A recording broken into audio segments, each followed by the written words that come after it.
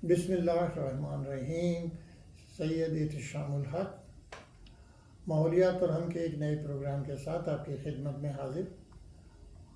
आज के प्रोग्राम में हम अपने पिछले प्रोग्राम के साथ मजबूत करते हुए, जो कि डंप्स और लैंडफिल्स के बारे में था।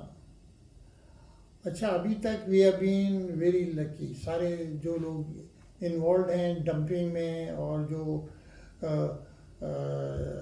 इस बिज़नेस में हैं, जो ले जाकर डंप कर रहे हैं और अंडरग्राउंड वाटर को कंटामिनेट कर रहे हैं, एयर को कर रहे हैं, ये अंडर दी पाकिस्तानी लॉज और पंजाब के लॉज ख़ास तौर से एक क्रिमिनल एक्टिविटी है, ये एक क्राइम है। और इस पे अभी तक तो कोई ख़ास ऐसा पकड़ धकड़ नहीं हुई है, लेकिन लाइबिलिटी है उन सब लोगों की जो कि इस चेन में इन्वॉल्व हैं, starting from decision makers to operators.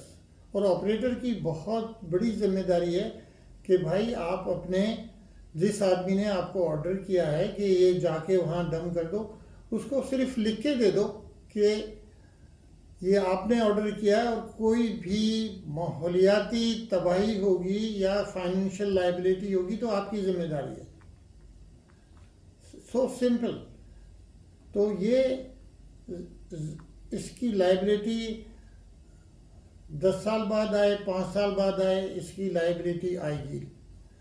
तो इसको अवॉइड करने के लिए हमें ये करना चाहिए कि जो हमारे बजट हों नए प्रोजेक्ट के, उसमें से हम लोग एक पोर्शन अलोकेट करें mitigation and remediation of old landfills के लिए। ये ओल्ड डंप साइट्स को ठीक करने के लिए हम एक फंड अलोकेट करें, और वो सारी दुनिया में सारे मुल्क करते हैं, सारे सिटीज़ करते हैं, ताकि वो एक रिज़र्व बनता जाए। और क्योंकि साल लगते हैं डंप्स को ठीक करने में। सो इसके बाद दूसरा नंबर पर हम ये करना चाहते हैं कि जो आपका नया सिस्टम बनाया जाए वो हमारे रूल्स रेगुलेशंस के मुताबिक हो, और वो इंटरनेशनल स्टैंडर्ड को भी मीट करता हो। इंटरनेशनल स्टैंडर्ड इसलिए कि ये जो हमारे परफॉर्मेंस इंडिकेटर्स हैं क्लाइमेट चेंज के, उसमें ये है कि 2030 तक हमें कंप्लाई करना है, जो कार्बन एमिशंस को कंट्रोल करना है। तो ये बड़ा ज़रूरी है। तो इसके बाद हम जो अपने नए लैंडफिल्स की तरफ जाते हैं कि इनका जो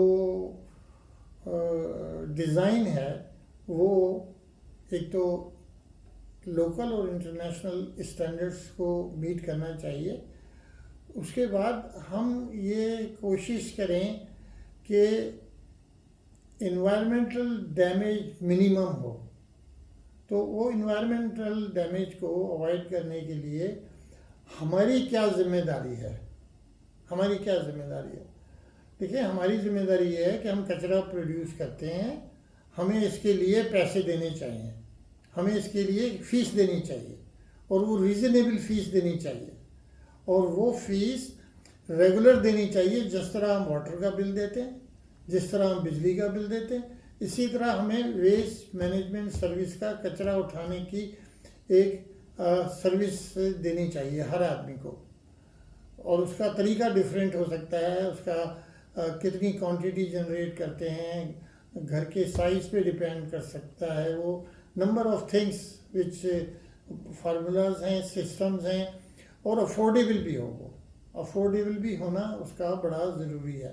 तो एक तो ये है कि हम ये फ़ीस जनरेट करें, लेकिन जब हम फ़ीस दें तो हम ये इंश्योर करें कि ऑपरेटर और कोई गवर्नमेंट एंटिटी इन्वॉल्व है तो वो सेफ डिस्पोजल को गारंटी करें, और रिसाइक्लेबल्स को ले जाकर डंप ना करें।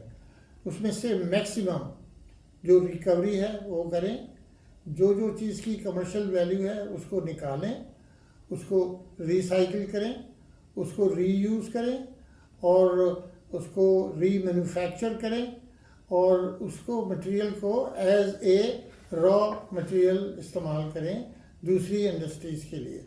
तो अब रिसाइकलिंग पे हमारा नेक्स्ट प्रोग्राम होगा कि उसमें से क्या कंपोनेंट्स हम निकाल सकते हैं और उससे हमें क्या बेनिफिट मिल सकते हैं। और लैंडफिल का हम इस बात पे कंक्लूड करते हैं कि जो डंप साइट्स हैं या लैंडफिल हैं उनको जब क्लोज करते हैं तो उसके बाद उसमें से जो कंटिन्यूस 3-4 साल बाद गैस निकलना शुरू हो जाती है, तो उस गैस को कैप्चर करने का और उसके बाद उसको यूटिलाइज करने का और उसके बाद जो मोस्ट इम्पॉर्टेंट है कि post closure utilization of the site, कि साइट जब क्लोज हो जाए उसमें से मीथेन निकलना बंद हो जाए तो उस वक्त उसकी यूटिलाइजेशन क्या हो सकती है। उसकी यूटिलाइजेशन पार्क्स हो सकती है, स्पोर्ट्स ग्राउंड्स हो सकते हैं, उसकी यूटिलाइजेशन आपका गोल्फ कोर्स हो सकता है और चिल्ड्रंस पार्क हो सकता है, वॉकिंग ट्रेल्स हो सकती हैं। तो इन सब चीज़ों को कंबाइन करके हम एक बहुत ही सेहतमंद माहौल और माशरा क्रिएट कर सकते हैं। और जो ये डंप साइट्स को आप ठीक करने के बाद और अपना दोस्त बना सकते हैं, बेनिफिशियल यूटिलाइजेशन कर सकते हैं इसका। तो इसी गुफ्तगू के साथ हम आज का प्रोग्राम जो है वो कंक्लूड करते हैं और हमारा नेक्स्ट प्रोग्राम जो होगा वो गार्बेज में, वेस्ट में, कचरे में क्या कंपोनेंट्स हैं और उनको हम कैसे निकाल सकते हैं।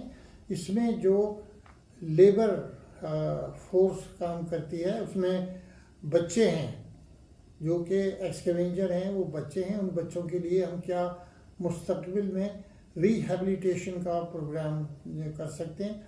मैं पिछले दिनों एक डंप साइट पे गया तो वहाँ पे 5 साल से लेकर और 12 साल के कम से कम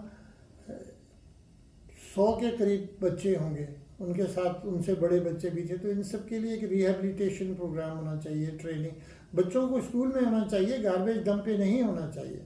तो इसके साथ ही आपको मैं खुदा हाफिज़ कहता हूँ और अपना ख्याल रखिए। पाकिस्तान जिंदाबाद।